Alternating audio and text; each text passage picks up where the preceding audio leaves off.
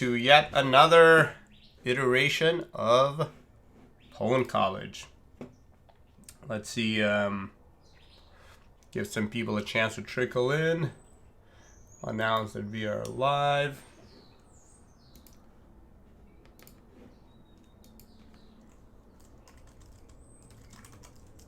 How did Connor make this event thing?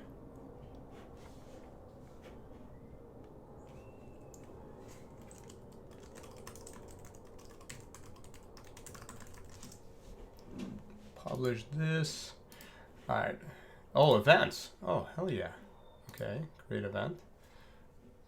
Somewhere else.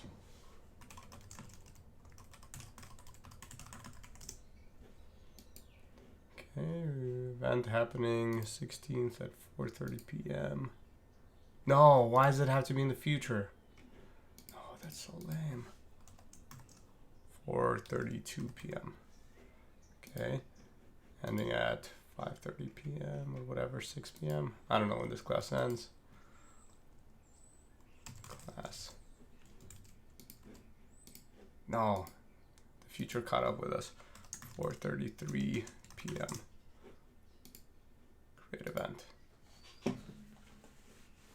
Awesome. Okay, perfect. Start event. Whew. Amazing. Okay, we are live on Discord too. All right, cool. So people are here. Let me just get a little bit of Russian cottage cheese, and then we'll go from there.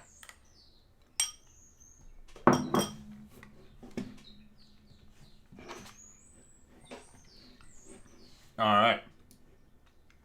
So, let's jump through the normal suspects, the meme review, all of this fun stuff, and then we'll jump into the kernel. This week I have kind of 2 additional lectures prepared that will end up as recorded lectures. It's just I was too sick to pre-record them. Even now I'm going to be taking breaks to blow my nose and mess with this cat who's for some reason decided this time to be very interested in the class. All right, so let's roll in. Meme review. First of all, great job on pushing through these challenges. There's a lot of different approaches. The people that just YOLO run in with GDB. This is a great meme. That's pretty good. Also watching this meme evolve a little bit was what's really great. Hopefully everyone has at least solved level 1. Every level you solve is awesome, whether it's level 1 or level 100. Although we haven't seen level 100 until today since Embryo.io. No, I'm just kidding. We don't have 100 levels today. I think we have 20 something. Or, sorry, we have like 10 or 11 levels and then 2 variants per level, of course. Anyways, and as you have hopefully all now embraced after baby race, and which you will need for not as much this week, but definitely toddler 2, is that doing the same thing over and over again is not always the wrong approach. Sometimes it's actually very much the right approach. And that just firing more attempts at something often works, right? I think you have hopefully learned had already thought of this in Baby Mem and other like Baby Rop when you had to brute force a little bit, but this hopefully sorry, didn't think that through. Hopefully this has kind of dug it in even more. All right, anyways, moving on. There's many ways to solve some of these challenges, and oftentimes just very intelligently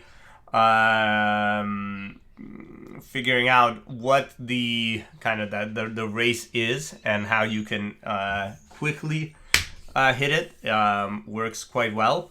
I especially like this meme with the flag coming in out of order.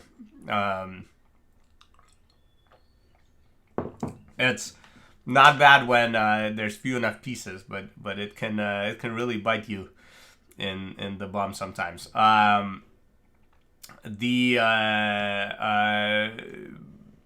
just good, how to approach race condition memes. It's good stuff. And then there are times where the race condition doesn't work out and something goes wrong. Either on your side or on our side. It seems that though we tried to have a much easier time for you in level 1 than level 2, for example. Actually, the thing that made it an easier time made it actually harder, which is kind of funny, or at least in certain cases for certain people. And then very small variants on what the challenge prints or how often it prints can have very significant effect on the timing, which you might end up kind of having a hard time with in some of these. But it's behind us now. Someone on Twitch says, so Astral on Twitch said, most of the teaching levels were harder than the non-teaching levels on this challenge set, which is definitely not the intent. I guess it's harder because you have to interact with the level more to get it to kind of go forward after you do the race. The later ones. Why were the later ones harder?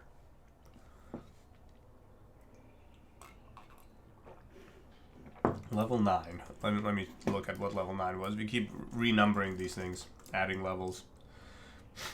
Yeah, teachings are harder to automate. 11.0 made the window much smaller. I guess I could see that if it starts printing. Huh. Interesting. Okay, anyways. We'll move on. So, at the end, great job. This module, as we'll see, had a lot more 100% completions than some of the previous ones. This is awesome to see because the kind of end of the of this module flows directly into some of the Toddler 2 levels, which is important. So yeah, this is great stuff. As a kind of spoiler, of course, ASU took the top spot this time. Always, it's cool to see whatever student takes the top spot. But it's good to see ASU holding its own as well.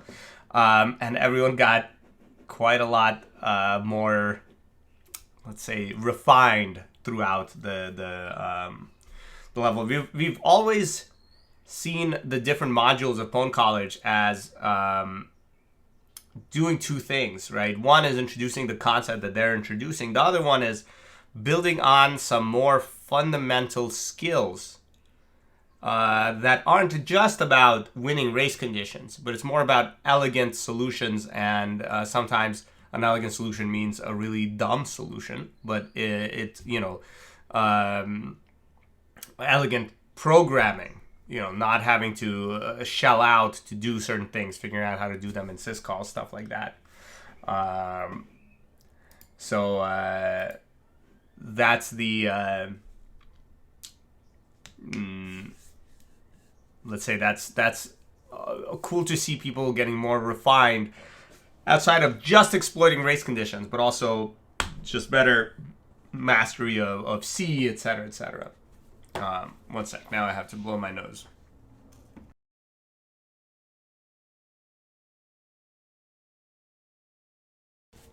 All right. So, this was a great one. I did some clapping. Hold on. Is this going to hide my... It's always very, very annoying when the preview is different than the non-preview. Hold on. If you just do this. Presenter view. Awesome. All right, and then remove me. There we go. Let's check this out. This is great. Bring that ass back like a boom, boom, boom,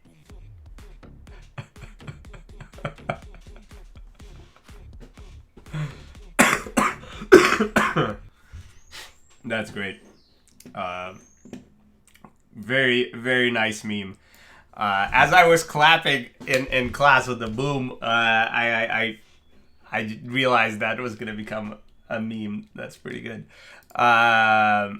Oops. How do we get out? Okay, there we go. And then finally, looking forward to the rest of the class. I'm pretty excited. We're about to launch the second to last module, and then next week we launch Toddler 2, and we're in like the home stretch. What you're going to see a lot of this week is kernel panics. And that's going to be fun because it's not your kernel panicking. It's going to be the kernel and Connor's insanely awesome infrastructure that he built. But of course, don't forget that Toddler 2 is coming right after kernel. And it's going to be pretty exciting. Try to save some strength. And if you have challenges to make up, don't forget that you have until 12/12 to do that. So that'll be fun. All right, the scoreboard. Everyone managed to solve everything. Oh my God, Aces 01, welcome. Let's FOSS the class up. We have a real deal FOSSer here. That's awesome. All right. Maybe we'll have Aces 01 for a guest lecture at the end of the course. Who knows? It just depends on some begging. All right. Everyone managed to get in the top 20 to get full solves. We have 27 full solves, as Genesis said. That's pretty good. That's a lot of flags captured now. And we'll keep going. Congratulations to Trees for the very top spot, and then some recognizable faces, names up there at least. Naughty Boy, Ida Khurnja, Hakaroots, H. Cree, making up the top 5. Great job. Let's see what happens next module. All right. Reminder, CTF extra credit. We had 10 students, 3 teams, 2 CTFs this extra credit last weekend. There's still 3% of extra credit left. You can get 1% per weekend, and that'll be all fun stuff. These are this weekend's CTFs. The very clear kind of most popular one seems to be N1 CTF, but check out. I wasn't logged in when I pulled this up, so it's all in UTC. But we're Arizona, if that's where you're watching this from, is like 7 hours earlier than UTC. Awesome. Aces can come in and chat with us. They just agreed. That's great. All right. Let's do this. Don't forget to register your Discord and pwn.college so that we can assign you extra credit points. It's very easy. Go to your settings on pwn.college. Boom. Nice and easy. We'll give you extra credit. If you don't do that, we'll give everyone else your extra credit. So that's fine too. All right. This is the start of kernel security. Of course, as always, I hope you have watched the kernel security lectures that are here, and I'll add 2 more. Keep in mind, one of them was moved from advanced exploitation. I'll re-record it when I'm not getting over a cold, but then I'm going to do 2 more today, where we're going to learn about virtual memory and then about mitigations in the kernel, at least at a high level, some of which you'll explore definitely in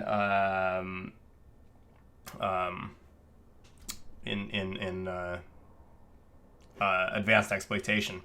All right, how did people do? So Baby race was, as you can see, this big uptick into the very top score. Much better. A lot of people did much better in baby race than in other recent modules. Maybe my speculation is because a lot of the core, like, you know, the actual memory corruption and tricky operations of the heap, that wasn't there. What was there was really timing and programs running. People tend to some people have an easier time approaching it. Some people have a harder time. I changed the grade distribution graph to be a little bit different. You can see baby race still wasn't a cakewalk, but it's had the most A pluses of recent times. And because kind of slightly unexpectedly, the last 3 levels, people tended to find the solution for the last level first, and that solution applied to the others. And so as a result, people either got a B or an A plus, right? But it's definitely much different than Baby Heap, where there were huge amounts of people suffering in C's and D's over here. If we look at the kind of statistical layout, top 25th percentile got 100%. So this makes it kind of the most successful module since basically Baby Jail for the top 25%. For the bottom 25%, it's the hardest one since Toddler 1. This is dragged down a bit because I think some people have burned out and didn't approach any of baby races. So we also had the most people that solved 0 since Toddler 1. And solving 0, I think, is very difficult to do because, you know, we walk through them directly in office hours. All right. So the layout, again, a gigantic amount of people getting A pluses. The median was a C for uncurved grades. And then you can also see it from this gradient graph where like some huge chunk of the class has full completion, and then there's a very rapid drop off to lower completion. It's great. Those concepts, that especially that last concept you picked up, is going to be important for Toddler 2. All right. If we ended the class without curving, we would have this kind of slight middle finger graph, but luckily there's a fairly significant curve now. Last week it looked like a fairly big middle finger. Now it's slightly smaller middle finger as people move more into the A's and A pluses. But it's very good to see people moving kind of upwards in general. We do have I think 1 more D and 2 more E's than last week, but everyone else is doing better. Reminder, if you are really struggling, there are I grades. If you can solve a third of the challenges, you can automatically just ask me for an I grade. I'll grant it to you, and you can finish the rest at a much tougher curve throughout the next 9 months. If you have a real emergency and you can't do that, talk to me, and we'll figure out a path forward. But the I grade resulting criteria is going to be much tougher than the real-time grading. All right. And finally, we're going to launch Baby Kernel after these quick lectures. Baby Kernel is doing 1 week for full credit, or by 12/12 for 50% credit, which is going to be this big push to finish up anything that you guys haven't finished up when the last module goes. So this is going to be the second to last module launch. This list is almost complete. It's pretty exciting stuff. So let's dive in and talk about memory management. Now, again, I expect that you have watched these lectures. And then let me grab the other lectures. Where are my other lectures?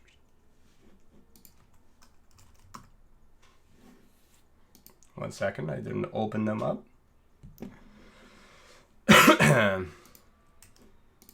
All right. Actually, let's see. First, let's walk through the current kernel infrastructure. That's going to be what we're going to do first, and then we're going to dive into the lectures. Because then Connor can basically launch whenever we're ready. So let me take a quick bite of cottage cheese. Maybe 2 quick bites to maintain my energy. And then we'll go from there. Maybe 3 quick bites. And 1 sec, my tea is ready. That's critical. Tea is a critical part of life, as everyone knows. Today I'm drinking the Ceylon New Viticus. I can't pronounce it, but it's very good. Highly recommended. The tea of the day. All right, let's just go and look at the tea of the day. Tea of the day is the Ceylon New Vithanakande. I probably butchered that. It's very good. It's got this depth that's very interesting. Very good kind of not quite tartness, but like that sort of tea-ness, you know. It's very good. All right, let's make this happen. Okay.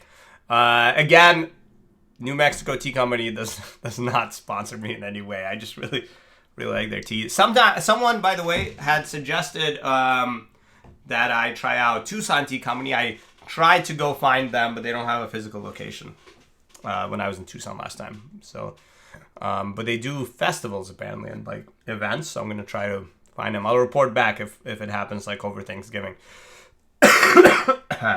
All right, let's get rolling. So first things first, I'm going to talk to you about our Lord and Savior Connor Nelson, who has revolutionized the way that our kernel infrastructure works. So just to give you some history, there was a time when they're usually at a market on Saturdays. It's a good idea. I'll probably be there on the course of some Saturday. Anyways, okay. Tea aside, the first time we tried to teach the kernel, I literally showed up with my laptop and started mod probing random kernel modules into it to show people how things worked, and I had to reboot like 4 or 5 times because I kept kernel panicking my own kernel. That was obviously a really dumb thing to do. So then we we created a new infrastructure, which was really cool, but took like 2 minutes to boot. So that was a nightmare. Then the next year, Connor built this crazy, super fast booting infrastructure, but it didn't have a lot of tooling inside it. It had a busy box that was a pain in the ass to interact with, and you couldn't like compile your user space programs inside it. You had to compile them outside of it. It is a little bit of a pain, even though it did some very nice mapping. This year, we have incredible kernel infrastructure, and if you started your challenge, any challenge, even Embryo.io, in the last day, you're already running it, but you should restart the challenges just in case. Let me show it to you. All right. So I'm running, I don't know, baby race. Let's just, wait, do I already have a, oh, now I have 2 pawns. Oh, I already have 2 pawns.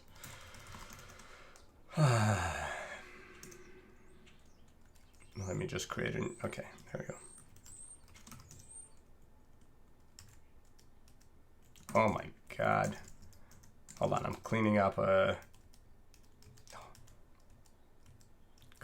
my, okay, there we go. All right, here we go. So we have Cue the flash forward to Jan talking about what's wrong with the 2021 baby kernel in 2022. There's always room for improvement. But this is very cool stuff. We're going to kind of export it probably from pwn.college so that it's even easy to run. I think this is like the right way of doing kernel pwns. Anyways, let me show you what Connor did. So I basically have some random baby race level 1. I still haven't solved that, right? So what can you do? But anyways, what we can do is I'm going to split this. No. I don't want to do that.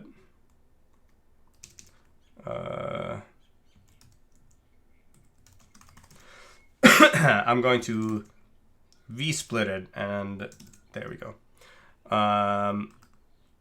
No, hold on. I just locked my screen.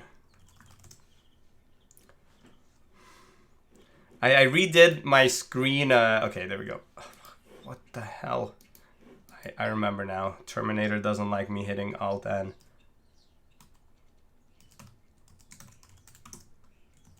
No, come on.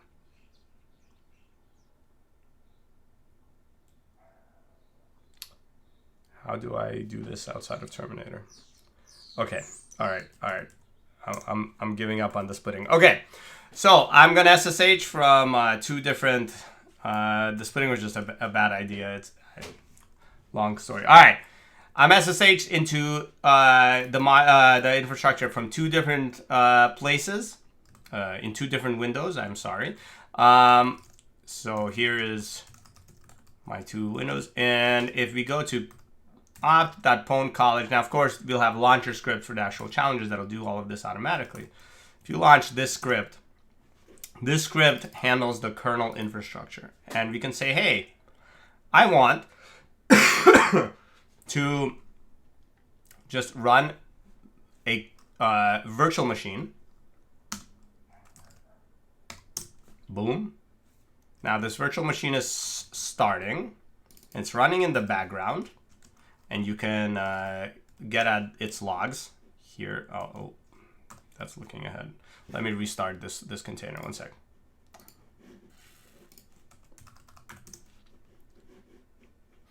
Challenges.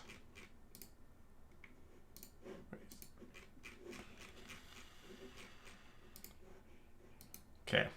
Oh my God.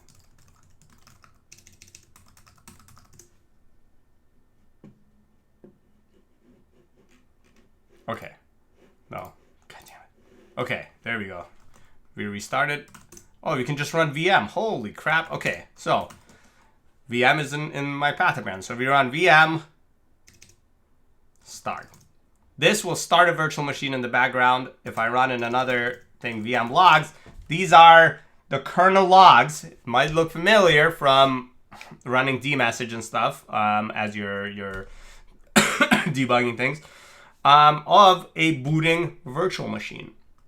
And when the booting virtual machine boots up, it's probably done now, I can do VM connect.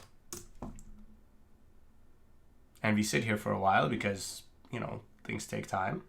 And boom, we've gone from our container to our virtual machine. Do you see this VM underscore? But everything is still here. The entire container setup has been yeeted right into the virtual machine. Just boom. Everything I have outside, I have inside. GCC, sudo for practice mode, everything. I guess you guys have probably never interacted with old info, but root access was a giant pain in the butt, and this is beautiful. All right, so I'm SSH inside the VM here, outside of the VM here. The VM is actually running in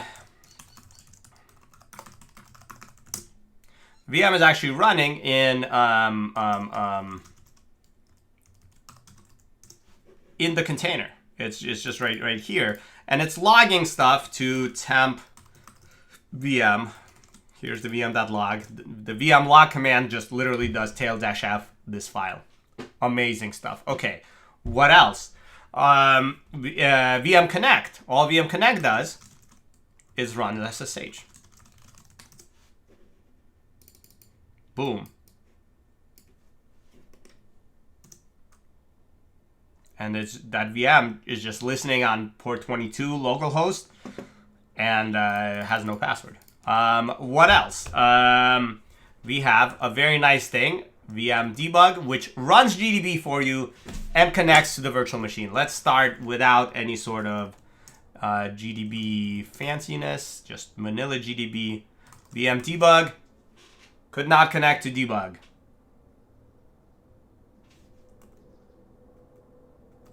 Connor, you broke it. Let's see.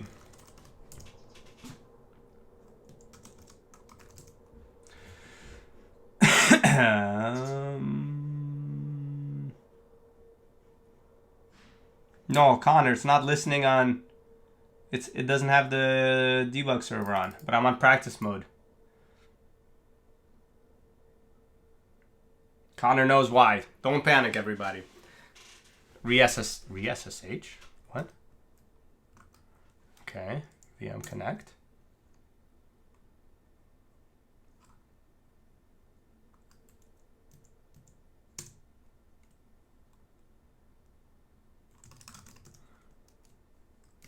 You mean re-SSH into pwn.college? Oh, and then restart this whole thing. I see. So VM, I had the VM running, right? So I can VM connect. And then, great. And then I do VM restart. Boom. This VM is dead. Long live the new VM that's booting.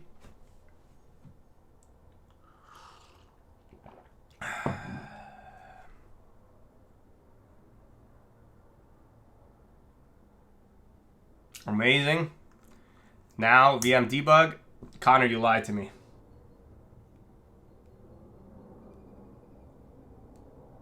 Can't we just check if the word practice is in the host name and just do the right thing? All right, let's live debug Connor's script. Connor, you were so close to greatness.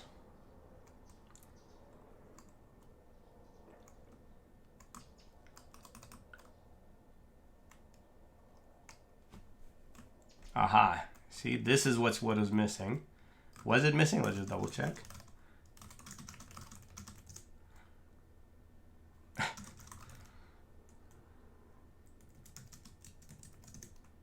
No, it's there. Connor, it's there.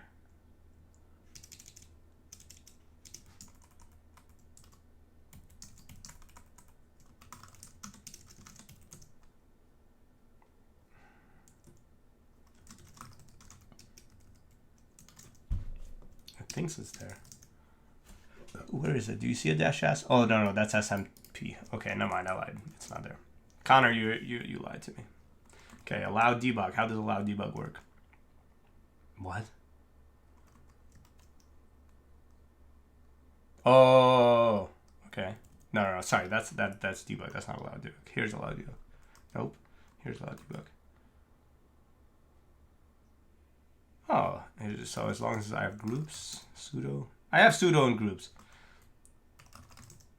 Ah, never mind, Connor. I see what happened. Okay. No, Connor, you're right. I didn't SSH from all of the. Okay. Yeah. All right. We're restarting it again. Okay. Awesome. And now let's connect up.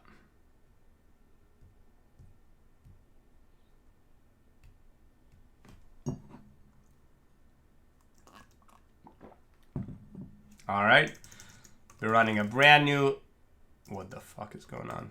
Okay, no, we're good. Okay, we're running a brand new VM, just booted up 0 minutes ago. All right, we do VM debug, boom.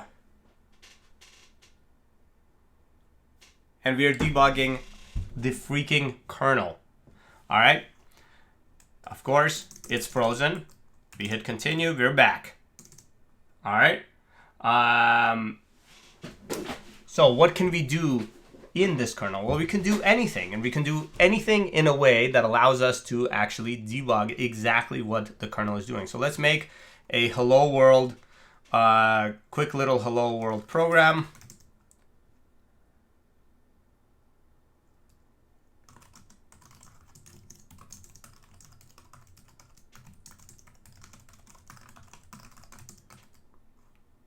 Okay, of course, this is all QEMU and actual emulation is going to be a little slower. All right, boom, hello, works fine, great. Now let's compile it with NoPy.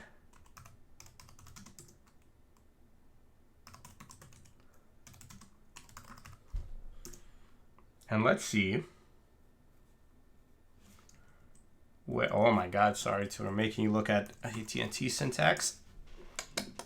Okay, let's see what's going on. Here we are at main. This is where we're gonna call puts. Let's break here, but actually follow the flow of information, of execution all the way into the kernel. So if we break at a virtual address, this address 401 blah blah blah blah, we just hit continue, and now when we run hello, it hangs. Nothing's happening because we are in a breakpoint inside the freaking Linux, or inside QEMU, that is running a Linux kernel, that is providing supervision to this user space process, which we just broke. So normally, you know how this works. You know, you're going through blah, blah, blah, blah, blah. We're doing stuff. I don't know. This is somewhere in libc. Somewhere in libc. Blah, blah, blah, blah. We call something else. We're somewhere in libc. We're somewhere in libc. Just stepping through, stepping through, stepping through, stepping through. We're somewhere in libc. This is getting old. We should have used the syscall directly. Just calling something else. How much stuff does puts do?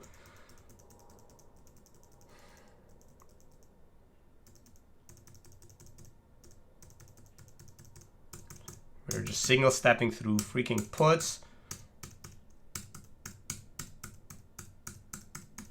Puts was a terrible mistake. Okay, I have a good feeling about this. Why are we shifting shit? Oh my God. Why are we testing so many things? I'm never using puts again. We have 2 lectures to get through after this. Come on, puts.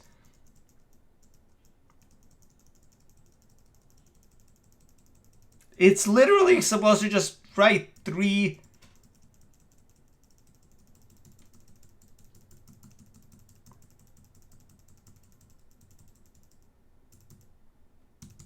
Okay, I have a good feeling about this one. Oh my God. What?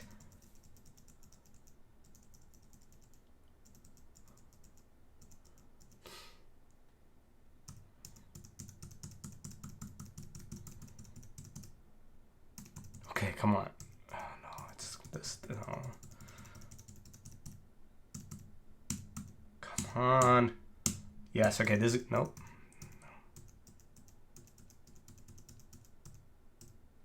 Dude, by the time we actually get to the freaking syscall, I'm going to be so zoned out hitting enter that we're gonna miss it.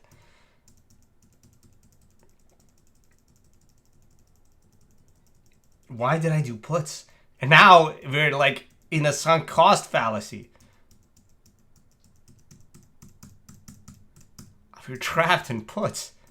I can't get out. I can't get. And it broke. We're page fault. Okay. All right. That was interesting thing just happened. We just triggered some crazy stuff, and we are suddenly in the kernel. It's amazing, but not the way I wanted to do. One sec. We're just gonna change hello to just literally call exit.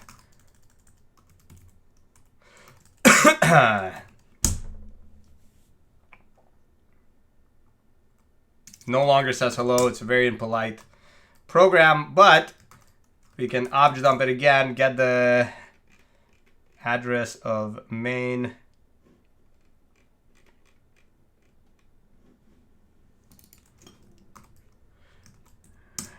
attach to this.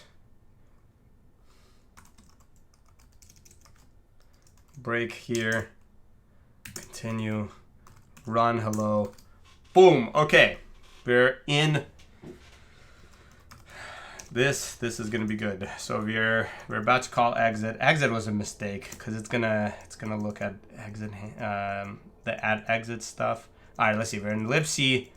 We're just gonna calling some other shit. Oh my god, we're gonna end up. Oh, I know what puts was doing. It was probably allocating a heap. God damn it. Okay. No, this is insane. No, come on. I'm going to quit security.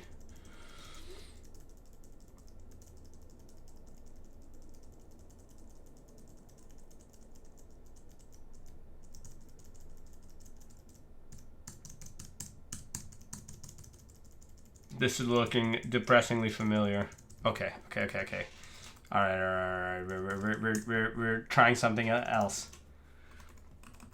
Right is nice. Right is just going to right 0 yo 3 right 1. What am I doing?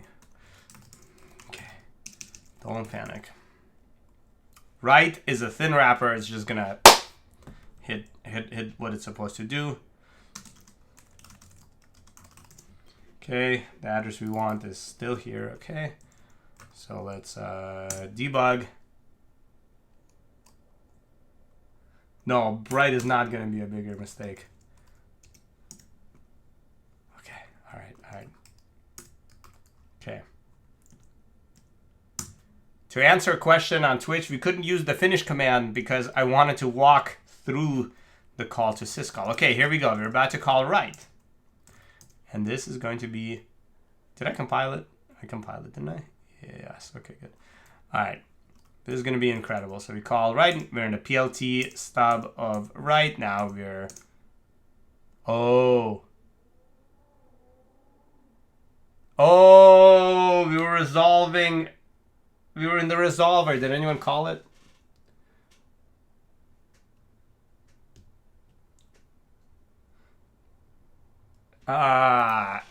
Okay. We were in LD. Okay. We were in LD. Oh my god. Watch this. This is going to be awesome. We're going to do call write twice. And now it's going to work. Because the second write is going to go straight to write in libc. I can't believe we're just... Okay. So now we're just obj dump.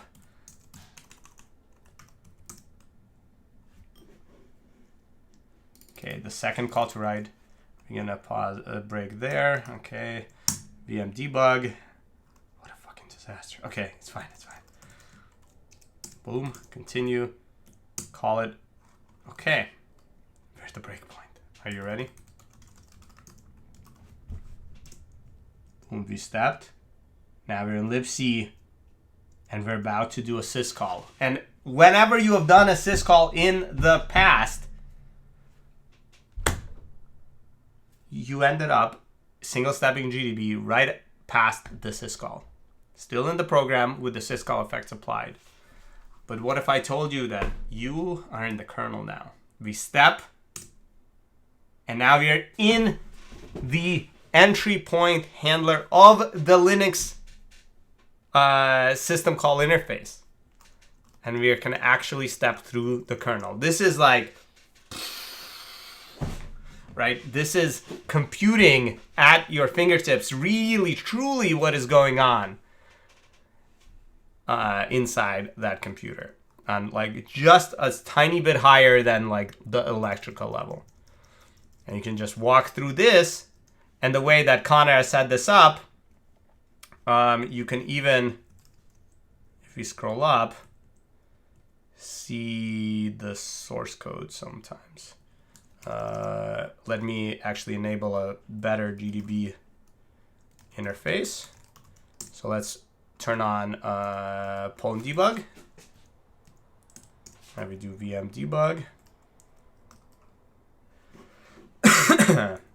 And we break at that same second call.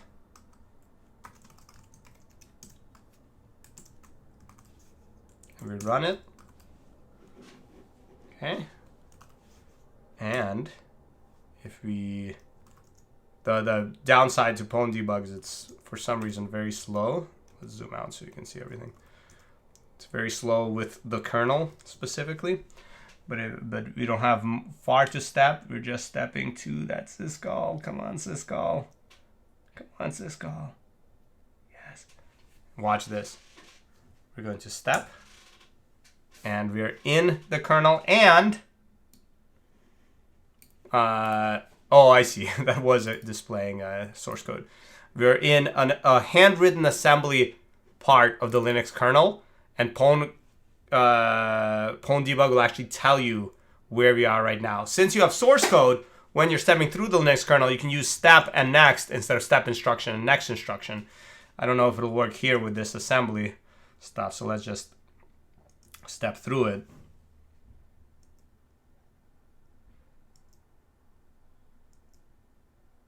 And here you can see it's saving all sorts of stuff onto the stack. And then it'll actually call into the kernel. And you can actually go and like read the source code of what you're executing in the Linux kernel right now. Can we do step instead of step instruction? Ah, we can. Okay. Has enough information. But I really want to get into... Okay, almost. Yes. All right. We are in C code now. So you can just step through the C code. It's amazing stuff. In the Linux kernel. We're in the kernel right now. These are kernel addresses. All right. That's awesome stuff. I'm going to show you one more thing. Then we really have to switch over and do these two lectures. I'm going to blow my nose first.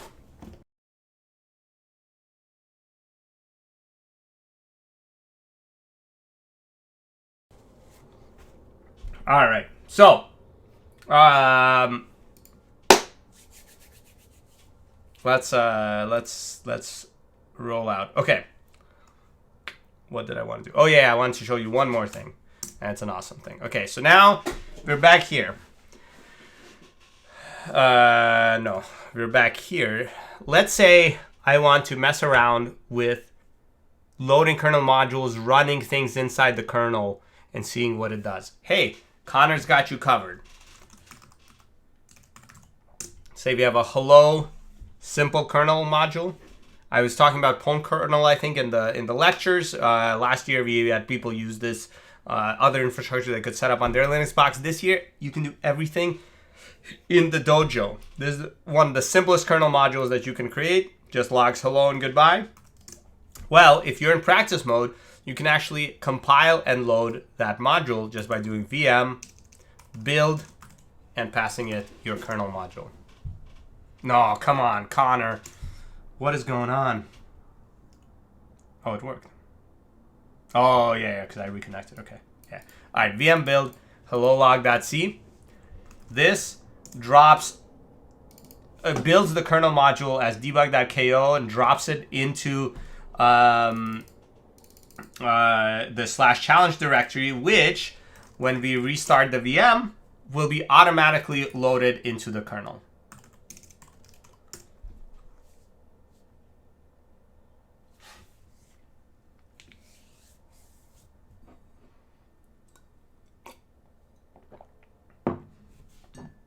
All right, so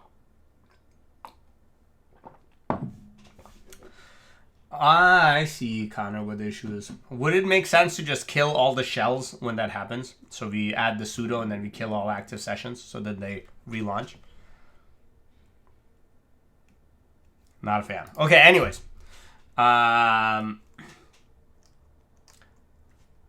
So we are here. We're inside our new virtual machine that, if we do lsmod,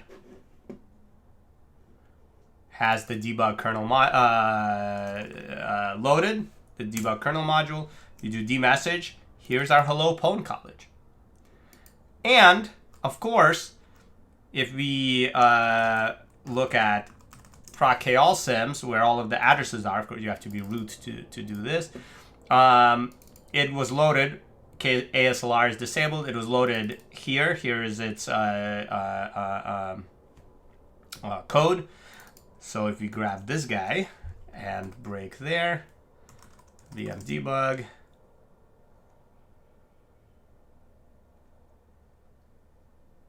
okay, let me switch to Jeff because that's a little slow.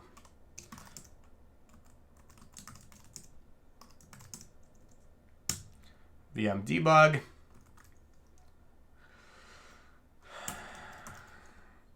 Wait, now Jeff is giving me freaking source code as well. All right, I won't question it. Unfortunately, I have to zoom out very far for it to give me a. Okay, there we go. Okay, so we'll break here. Let's zoom in a little bit more. This is the cleanup module callback. Continue.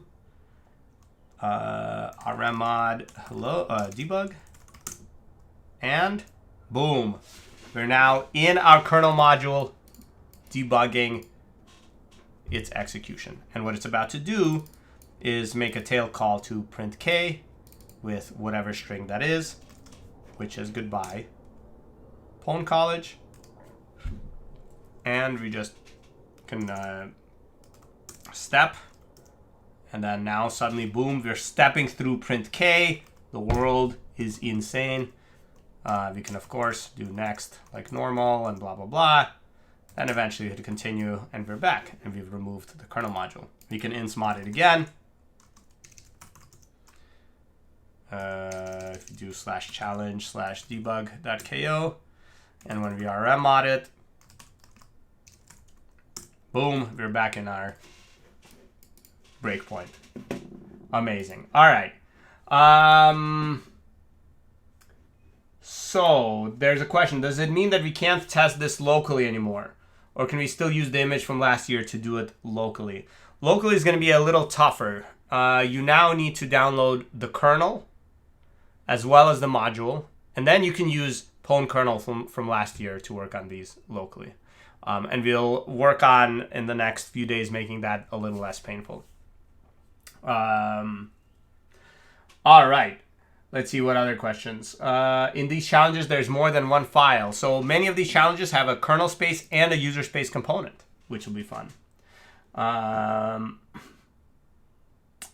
And I think I caught up on the questions. All right, so that's the new and improved kernel infrastructure.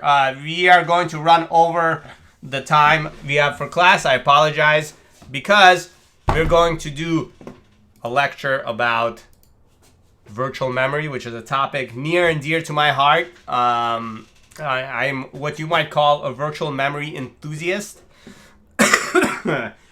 That's how excited I am about virtual memory. And physical memory, honestly. I mean, why not? Why can't I copy paste properly?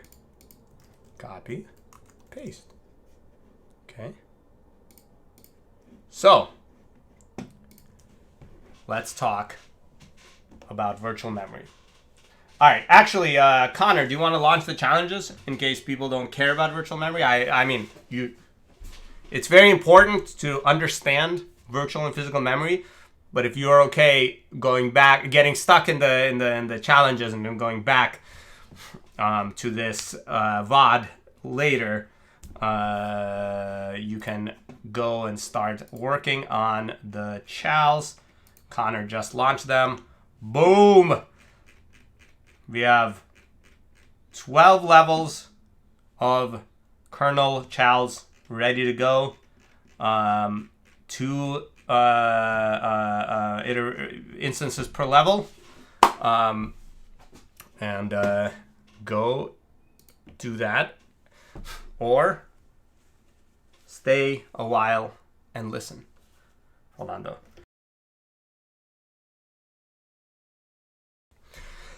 All right, let's talk about memory management.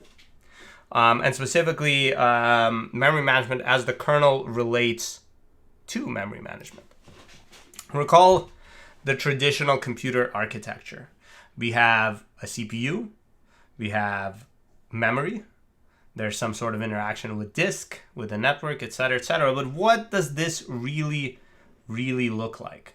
Well, in a computer, there's one stick or 2 sticks or some finite sticks of RAM, but there can be hundreds and hundreds of processes, and each process has a virtual memory space that you might find familiar with this slide from the fundamentals lectures, from the actually Embryo ASM lectures now, where, you know, as you've now seen quite a bit, every process has the binary loaded somewhere, the library is loaded somewhere, etc., etc., etc., right? But again, you have only one physical memory, and you can only have one physical address of hex 400-100 in the case of a non-position dependent code, right? So how would you load multiple programs into memory in a way that they wouldn't clobber each other, right? One solution, of course, position dependent code. This is what libraries do. You can load libraries anywhere. They figure it the heck out. But that still doesn't give you isolation. One library can mess with another library pretty easily, right?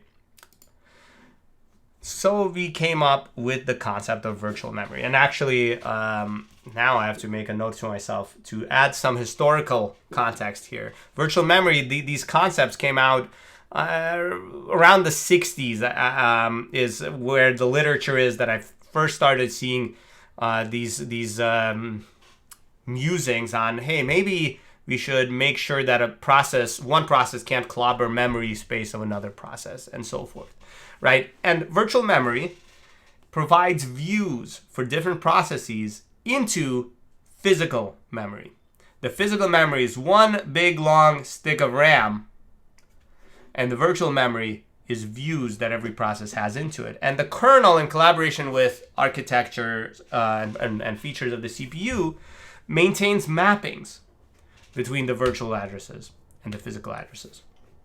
All right, so how might you do this? Well, one easy way is say, okay, hey, every process gets, let's say, 4 kilobytes of memory, OX, from 0 to XFFF. And their entire virtual memory space gets mapped in somewhere from some base into physical memory. So you say, oh, okay, I know that P1, I just add hex 1000, or P2 I just had hex 1000, and that's where it is in virtual memory. And so the translations are easy, the processes work, etc., etc., etc. But then what if process 2 needs more memory? Well, our solution was, hey, we allow for memory, continuous memory in the virtual memory space of a process to be non-contiguous in the physical memory space of a process. So on this page-by-page basis of hex 1000 bytes, everything is contiguous in physical memory. But in virtual memory, everything's contiguous for this hex 1000 bytes for one page in both physical and virtual memory. But contiguous virtual pages might be completely randomly set aside in physical memory as available. And we had to do this because, as you saw here, process 2 requested more memory, and it was right up against some memory of process 3. So we couldn't just keep it contiguous. We could have moved process 3, expanded process 2, but that's expensive. You know, all of this memory moving and stuff, just not so great. So now we have this problem where, hey, we have to track all of this shit, right? We have to figure out, hey, page 1 of process 1 is actually here in physical memory. Page 2 of process 1 is here, and so forth. And so sometime way back when, lost in the historical record, we have a report that someone's done with level 1. Let's see. Boom! One solve of level 1. Congratulations, H-Cree. Big surprise. All right, the race is on. So, sometime way back when, in the birth of the process even, we created this concept of page tables. And the idea is, for every page, which is a contiguous chunk of hex 1000, of 4,096 bytes, 4 kilobytes, we figure out, and track, in the page table, the physical address of that page, right? And each page table because we have now started talking about memory in terms of pages, and we have actually been talking about memory in terms of pages this whole time, and that's not an accident. Each page table holds 512 entries. Why? Because hex 1000 divided by 8, right now if you have 8 byte addresses, 64-bit, is 512. That's how many entries fit in one page, and a page table takes up one page for spiritual reasons, but also implementation and performance reasons. All right, so this allows us to hold 512 pages each, 512, pages in the page table. Each page contains hex 1000, 4 kilobytes of memory that adds up to 2 megabytes. So now each process with a page table can have 2 megabytes of memory, and this memory doesn't have to be contiguous in physical in the physical memory, but it's contiguous in the virtual address space. Amazing. But there's a problem. Of course, we need more than 2 megabytes of RAM. libc needs more than 2 megabytes of RAM, right? Like even if we just have a hello world, that has a memory footprint nowadays of more than 2 megabytes of RAM. It wasn't always like that. We used to be careful with our memory, but now we are not. And I blame Connor. No, I'm just kidding. But we definitely need more than 2 megs of RAM. Come on. The Linux kernel itself takes up like 700 megabytes of RAM. It's ridiculous. I mean, that's probably not all loaded into memory at all times, etc., etc., etc. But if you look at the uncompressed VM Linux image, it's pretty big. Okay. Chrome is gigantic too. Don't get me started on Chrome. Obviously, we need more than 2 megs. So, what did the architecture designers in their infinite wisdom do? Well, they said, hey, well, this page table thing works pretty well. What if I put a page table in your page table? So you could page while you page. So,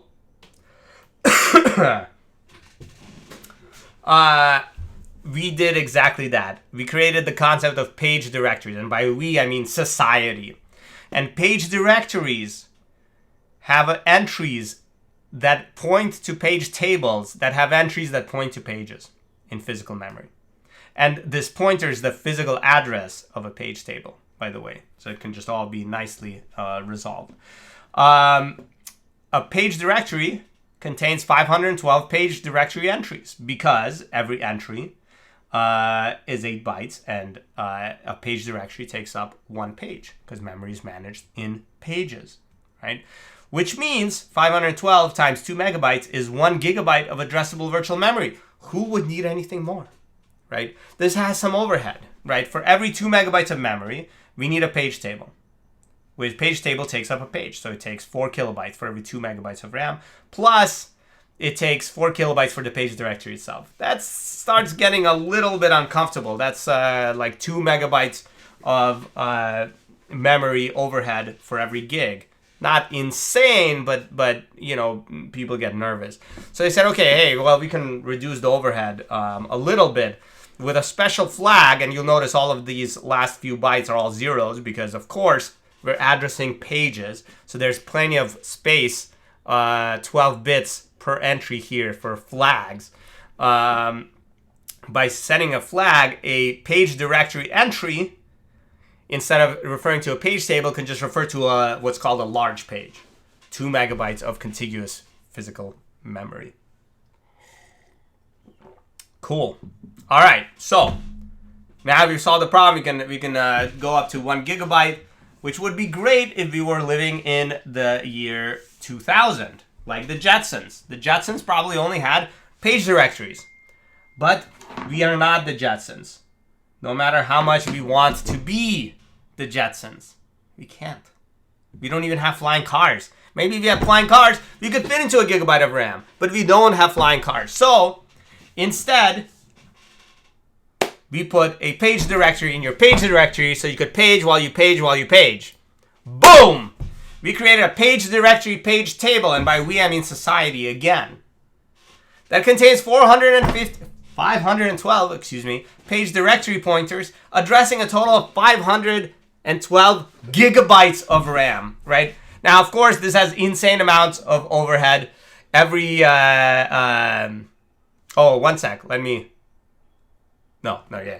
Every page directory represents overhead, and every page table represents overhead, and so forth. But if it's, you know, percentage-wise, it's minuscule. But people still said, okay, well, hey, if you're nervous about that overhead, don't worry.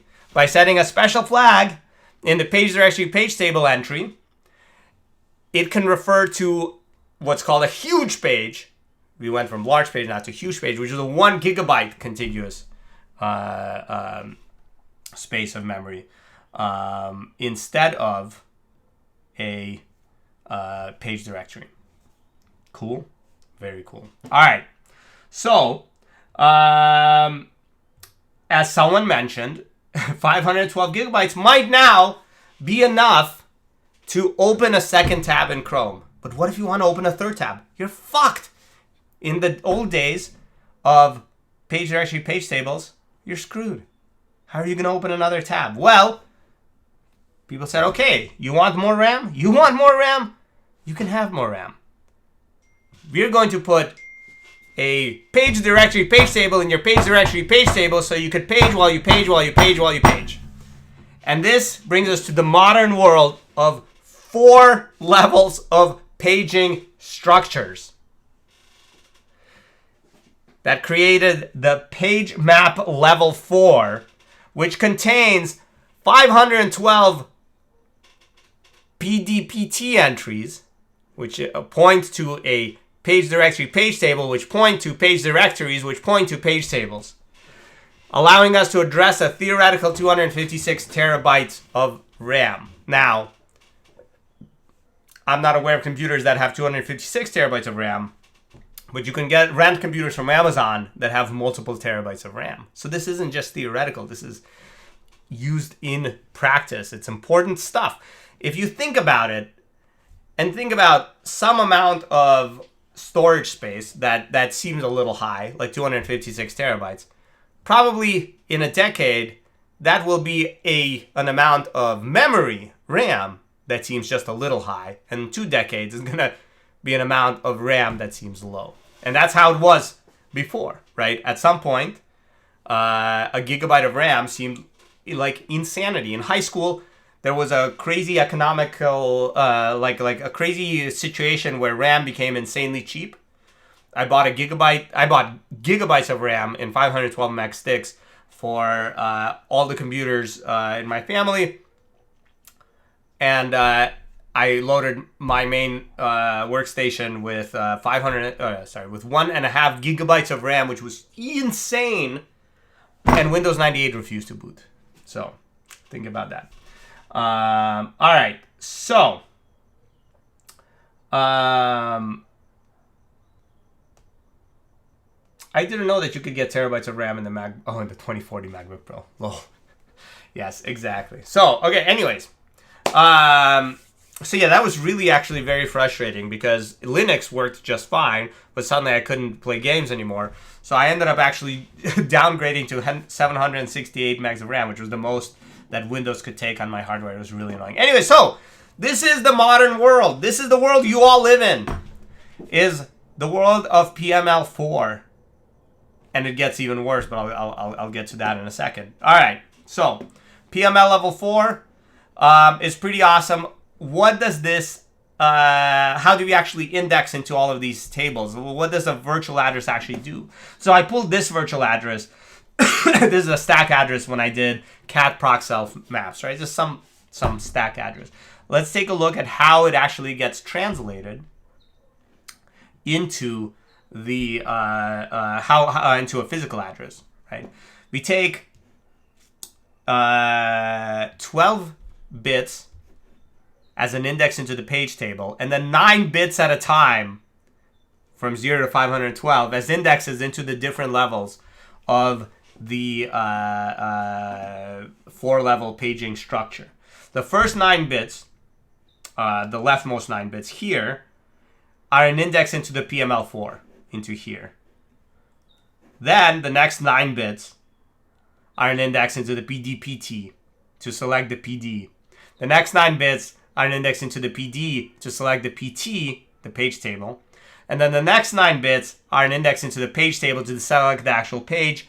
And then the next 12 bits are an index into the page from 0 to hex FFF.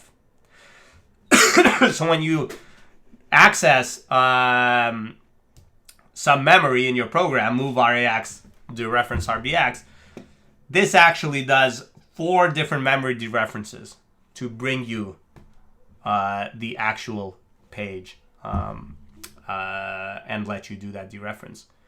Now, recall that processes are isolated. So it gets even crazier because, hey, guess what? Each virtual address space, each process has its own PML4, right? So how do you actually specify where the PML4 is? Because so far, we've had this circular thing because where the PT is specified by the PD entry. Where the PD is specified by the PDPT entry. Where the PDPT is specified by the PML4 entry. Where's the PML4? Well, that is specified by a register called the CR3 register. It is a special register, controlled register, that's what CR stands for, only accessible in ring 0. I've mentioned it in the kernel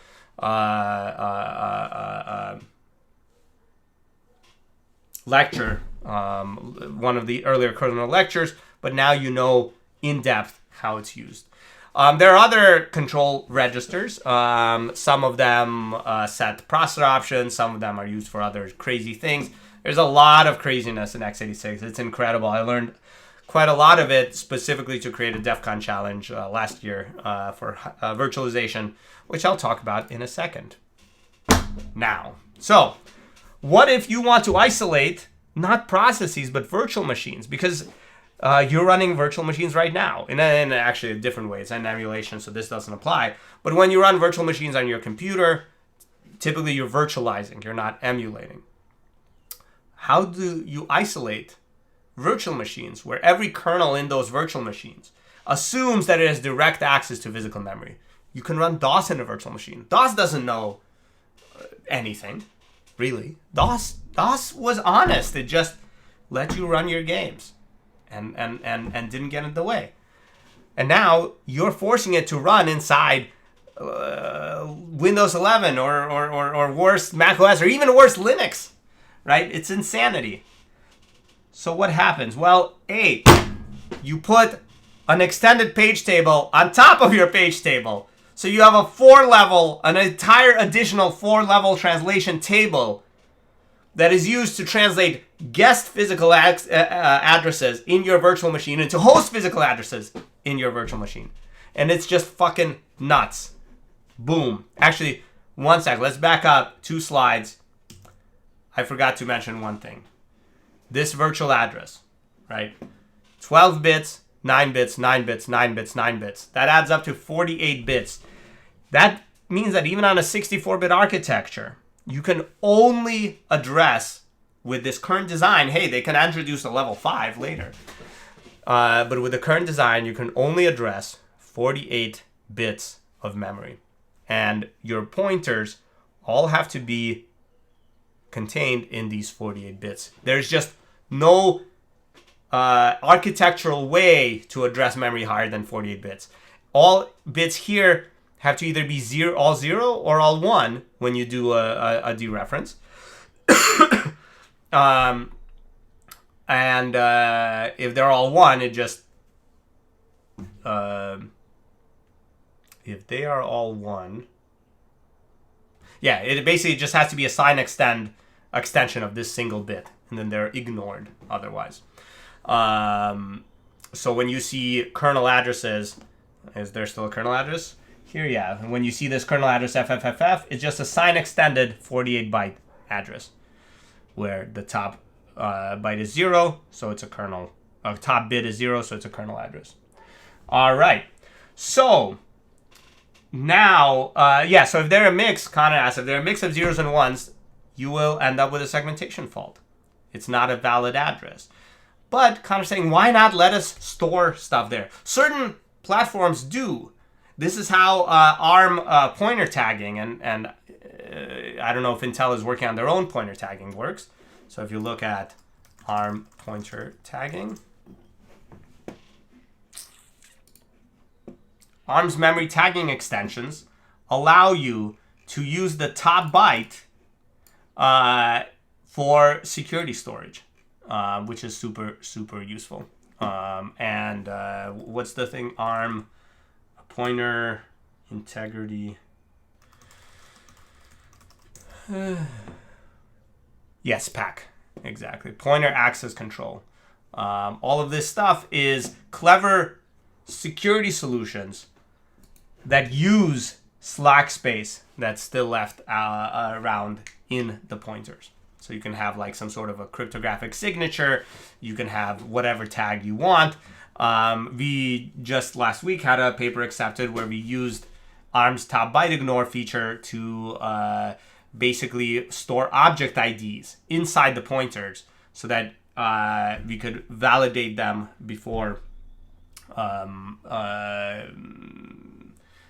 code accessed objects that it wasn't supposed to access. All right. Actually, the increasing use of these this memory space or the extra bits for what's it called, for security, I'm guessing probably means that we might never get to over 48 bits of addressable memory, at least not easily. All right, cool.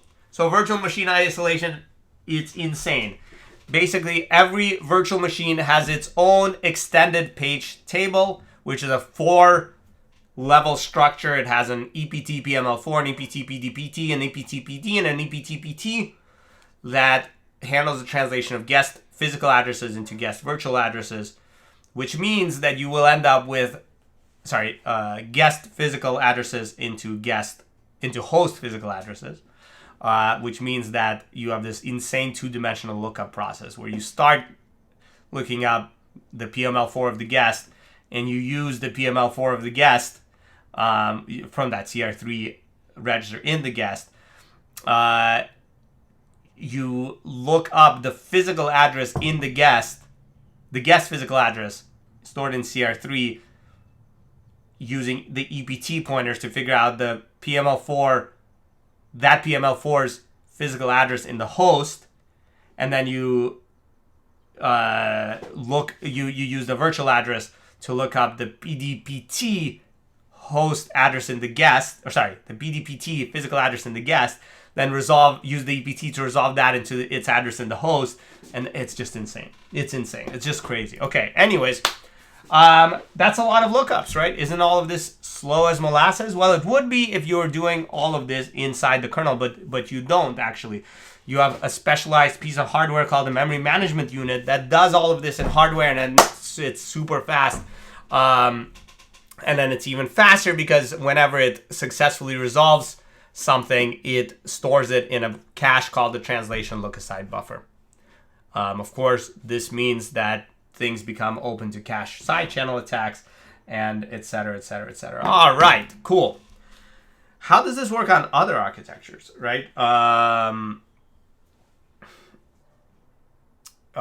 This is supposed to... Okay, yeah. How does this work on other architectures? Kind of similarly, right? So AMD and Intel collaboratively at some point invented, or I think AMD did the bulk of this for AMD 64, invented this 4-level page table. ARM has something similar. You can go and actually read the ARM documentation, but the basic idea, there's a CR3 equivalent in ARM of the translation table something register 0 for the user space addresses, and typically the translation table something register 1 for kernel addresses. Those point to a level 0 or level 3. I don't remember which one is the biggest, which one's the smallest. Translation table, which then point to level 1, 2, 3, etc., right? And it's analogous to PML4, PDPT, PD, and PT, right? Of course, Linux runs both on x86 and ARM, so it has to... base register. Thank you, Dystopia. The translation table base register 0, translation table base register 1. Linux runs on all of these things, so they invented a generic terminology, which is really silly because obviously they didn't expect level 4 to show up, I guess. But basically there's the page table, then there's the page mid-level directory and the page upper directory, and then they ended up getting a 4th level, and they're like, all right, what's higher than upper? So they global, page global directory. Linux implements these concepts, but it doesn't implement the memory lookup and caching and stuff. It requires a hardware MMU. So if you ever wonder why Linux doesn't run on like Arduino natively, at least mainline Linux, that's why. But there are forks of Linux, like UC Linux, that do not require an MMU. All right. Why am I telling you all of this insanity? I'm telling you this because by being in the kernel, you can break process isolation. You can break it in real bad ways. So if you have code execution, you're golden. It used to be that you didn't even need to have code execution to break process isolation. If you were root, you could open dev.mem and literally directly access physical memory. And it was fun. You could search around. You could open up, Vim and put in some text and then search for it in physical memory by opening dev.mem. Those old days are gone. That's a very big security no-no. No one in their right mind would do that. Dev.mem still exists to allow you to access certain memory mapped hardware, input-output devices, but it doesn't allow you to access physical memory. Now, if you want to access physical memory, you have to be the kernel, right? And you will be the kernel because you'll achieve code execution in the kernel throughout this module. The kernel has 2 very useful macros that you can play around with. One macro takes a physical address and converts it into a kernel virtual address. Why is this possible? Because the kernel maps the entire physical memory space. You don't have that much physical memory. I have 64 gigabytes or something, or 128. No, this one has 64. So I have 64 gigabytes. That's 64 huge pages. It's not hard to map, right? So you map it into,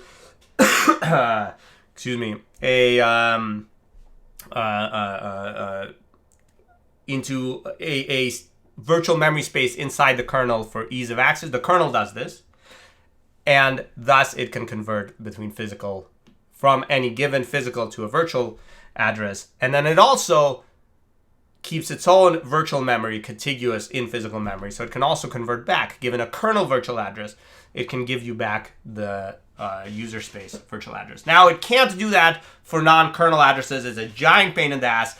I've implemented it for CTF challenges. You have to basically implement your own memory lookup stuff because the kernel uses the MMU like a reasonable person. It doesn't need to parse these things manually. All right. These macros are super simple. There's literally just an offset where it'll say, okay, hey, it's this address minus oxffff blah blah blah for virt to fizz, or plus oxff blah blah blah for fizz to virt. I'm going to show you this, and that will be the end of this awesome lecture. And maybe we'll save the mitigations lecture for for Thursday, because that's totally fine. All right, so let's take a look. I have created some C file here. m.c just does this fizz to virt, and I want to say, hey, for physical address hex 1234, what's the virtual address that I am supposed to read out in the kernel? Let's actually make this something more interesting. 0AAB there, and then let's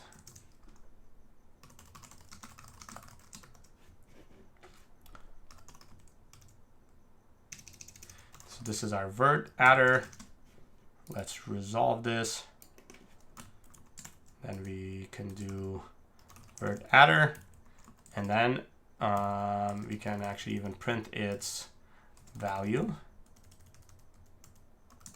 Okay, boom. We can build this.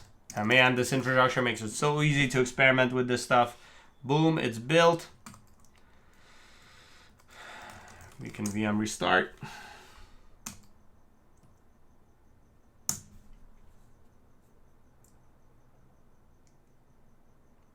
VM connect. Come on, come on, come on.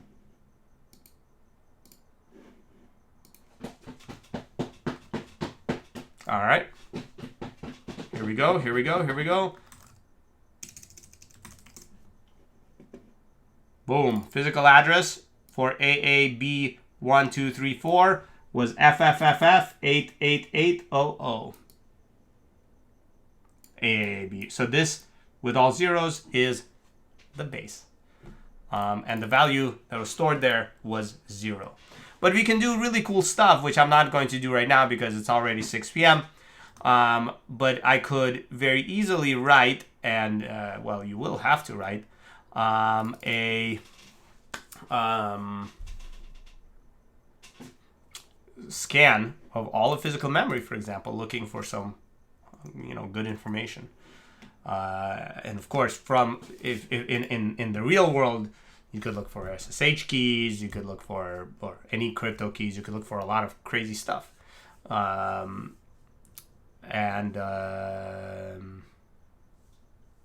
it's very fun.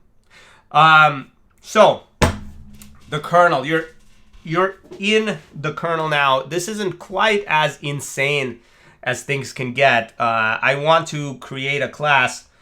My original plan was for B session next semester, but it might be later, for crazy advanced stuff. And maybe that's where Baby Arch will end up getting shunted into as well. But side channel attacks and and these like caches, but also crazy stuff like virtualization flaws and escapes. If you're really interested in this, we had an insane series of kernel challenges, or virtualization challenges, in overflow repositories. OOWS, as in AWS, but from the order of the overflow. So this is, of course, our hacking team with whom we hosted DEF CON CTF. OOWS was a whole challenge series that culminated in a hypervisor that you could, using some mismanagement that the hypervisor did of the EPT, could hijack it and have unfettered access to virtual memory in the host. Once you have unfettered access to physical memory in the host. Once you have unfettered access to physical memory, it's over. You're God. Physical memory is the thing. You violated all isolation. All right. And so now it had some hypervisor. It had a custom device manager. We had a custom OS for it, but you had to write your own OS. Will give a lecture about such stuff one day on Twitch? Yes. So when this happens, that class, it's going to be an extension of pwn.college. We're going to have, one day, we will have a baby vert for virtualization stuff. One day. It's going to be insane. And honestly, Connor and I have a lot of conversations about this stuff. I think this is the right way to teach concepts like operating systems and virtualization and all of this stuff. Where can I get the info when it'll happen? Well, you can like and subscribe and follow me on Twitter, or Connor on Twitter, and we can and we'll obviously tweet to the world, so you'll hear it. Cool. All right, thank you for joining us. Let's take a quick look at what is going on. I can't subscribe with Twitch Prime. I don't even know what that means. Okay. Anyways, let's take a quick look at what's going on. 4 solves. Wow, cool. And all the way to level 3, we have 2 solves. And that is Jeremias and H. Cree fighting it out. Awesome. Wait. 2, 2, 3. So I'm confused how this works. But someone didn't solve one of these levels. Very cool. Great job. Keep hacking. Good job, Jeremiah, H. Cree, Genesis, and Trees hasn't solved it yet. Good luck. Oh, the scoreboard caches for a minute. Okay, I see. Connor Connor screwed us again. All right. Awesome. Okay. Good luck. You have 1 week. You can do it. And this week should be more normal. So I think we'll do office hours tomorrow. And then I'll do an office hours Friday. And then we should be good. Nice. Anana is the 4th solve. Good job. All right. See you next week. Or see you on Thursday for the lecture about mitigations in the Linux kernel. Spoiler alert. We have enabled all but one current mitigation for you because, you know, we you guys are all super elite at this point. But actually, there's one level with all mitigations enabled, and hey, you're still gonna hack it. All right, yeah. One level has kernel ASLR. Yeah, and then in the next module, it's gonna be even crazier. All right. Good luck and goodbye.